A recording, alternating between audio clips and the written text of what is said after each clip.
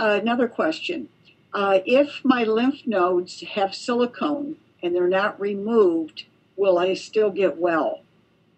Yes, you will still get well. The we've I have studied the silicone, the lymph nodes since the 90s.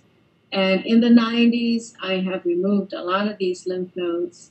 And what we found is that it really doesn't make that much of a difference between those that had the lymph node removed that had silicone in them and those that did not have the lymph node removed that had silicone in them. There really is no difference. The key thing is that you have to remove the source.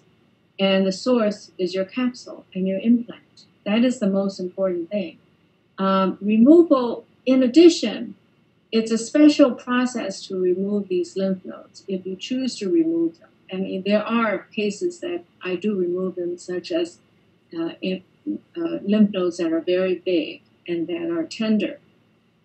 These nodes have to be needle localized because there are lots of nodes in the axilla. Which one are you going to remove?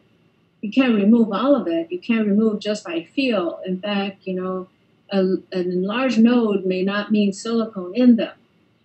Enlarged node may be just totally reactive, and that's a normal response to infection or to foreign body reaction.